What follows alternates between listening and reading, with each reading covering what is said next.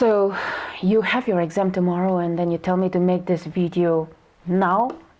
Are you sure? Well, I like your confidence. Anyway, let's begin. The poem that we're going to be dealing today is William Butler Yeats' A Prayer for My Daughter. Now, William Butler Yeats was an Irish poet who won the Nobel Prize for Literature in 1923. Written in 1919, this poem is dedicated to his first daughter, Anne Butler Yeats. It was published in 1921 in the collection Michael Roberts and the Dancer.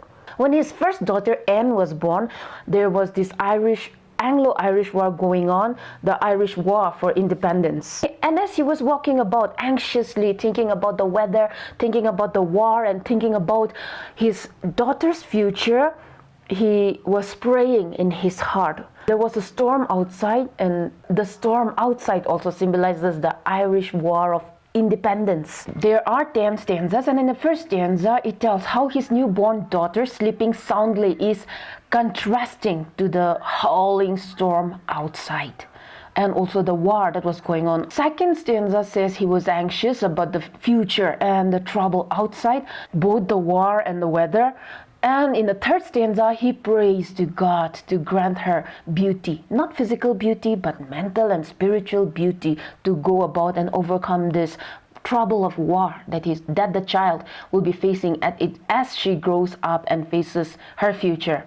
The fourth stanza talks about his opinion that physical beauty blinds a person and blinds a woman particularly to make wrong choices. The fifth stanza talks about how he prays that his daughter would be well-mannered when she grew up and be wise, that she might be able to make wise decisions for herself as well as for others. In the sixth stanza, he prays that his daughter Anne would be able to charm people, charm by wisdom rather than fool someone by her looks. In the stanza, he also compares how he was charmed by the inner beauty of her mother, his wife. In the seventh stanza, he prays that she would grow up in what he perceives to be right and true according to his thoughts and ideas, his mind, his ideas.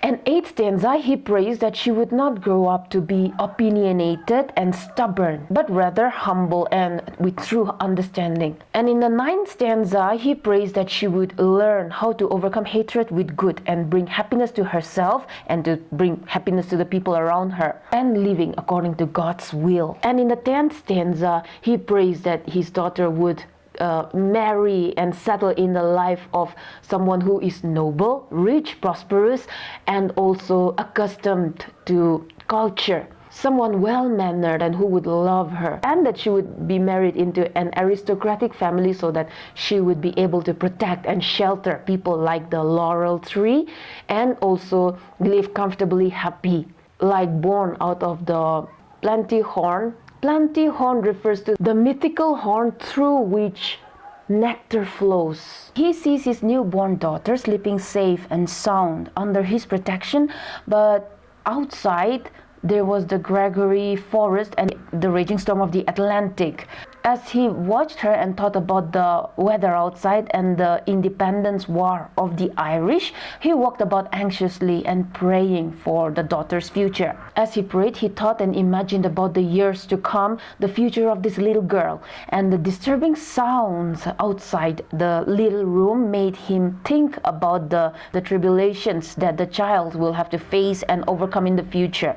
He believed that only God can shield this little girl. He prays to God to grant her beauty.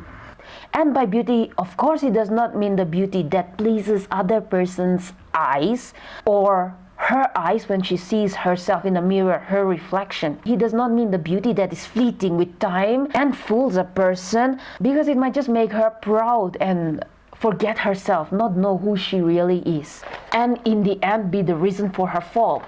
According to him, the beauty that pleases the eyes only make a person lose the beauty of the heart and makes them not think about others but think about themselves, make them selfish. He alludes to the story of the beautiful Helen of Troy, who became the reason of much destruction and also death of many people. And he then alludes to the Greek goddess Aphrodite, who did not understand her true worth and settled with a husband who was weaker and did not deserve her. Aphrodite is said to have married Hephaestus, the lame god of fire. He also says that he had witnessed many beautiful and fine women end up with unworthy life partner because though they have exceptional beauty, they do not understand their worth. They are not wise. Let's just say they were beauty without brains. He prays that his daughter would not fall into such category, and in courtesy and manners and behavior, he wants his daughter to be very learned. He wanted and wished for the best for his daughter. Hearts are not had as a gift, but hearts are earned. Here, poet metaphorically calls love as heart. Love cannot be found as a gift, but it is earned by imperfect people and in an imperfect world. But many people take someone's love for granted. But true beauty, according to him, brings wisdom, and he wishes that his daughter would be like his mother, who had the charm of wisdom. He prays that she would grow like a tree with its roots strongly hidden and rooted in the ground, a girl of strong principle and character, with thoughts so smart like the linnet bird, quick and swift, who would not dwell in petty quarrels and pride, but in making reasonable decisions and bring green laurel. He wished that she would grow like a beautiful green laurel tree, bringing shade and protection to the meek and the hopeless. He wants his daughter to have his mind because he wanted her to grow up according to what he would define as true beauty. He says that his mind is not that prosperous and rich in scholar, yet it knows that hatred breeds all evil. A knowledgeable or intellectual person's way of hating is the worst because it blinds people from seeing other people's view. It makes a person stubborn. Have I not seen the loveliest woman born out of the mouth of plenty's horn? Because of her opinionated mind, banter that horn and every good by quiet nature understood. For an old bellows full of angry wine. In this rhetorical question, he refers to Maud Gonne, whom he proposed a number of times. The beautiful Maud Gonne, who was an actress, who was a political speaker, and who was very influential. It is said that W.B. Yeats proposed her 3 times, but she refused and she married someone else whom she thought she would find love, and ended up in a treacherous marriage. So here he talks about his experience, saying that, have I not seen the most beautiful woman in the world? I've seen Maud Gonne, and I've seen her. I wanted to give her love, but she chose otherwise. And then she ended up a tragedy. He says that I have seen the most beautiful woman who seems like she was born of the mythical Plenty's horn of the Greek gods. But because of her stubbornness, she could not differentiate between people who truly treasured her and settled for a life of misery. So he prays that his daughter should not be opinionated and stubborn, but rather be humble and be wise. In the future, when people hate on her, he prays that his daughter would learn to win over it with innocence, and her thoughts would bring not only peace to others, but also to herself, self-delighting, self-appeasing, and self-affrighting. And that she would find happiness in the pleasures of God, find her will in God's will. He also prays that his daughter would be brave and courageous in the sight of danger and trouble.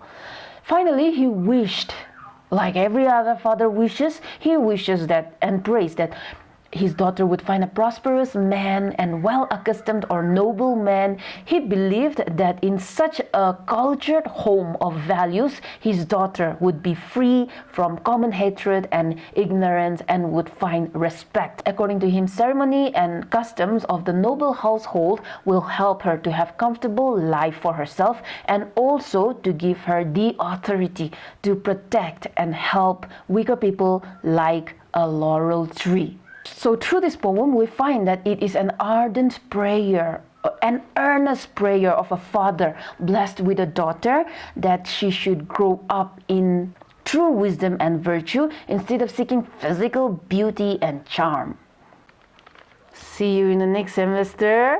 That was a quick discussion of the poem A Prayer for My Daughter by W.B. Yeats. I'll see you in the next video. Thank you. And all the best for your exam.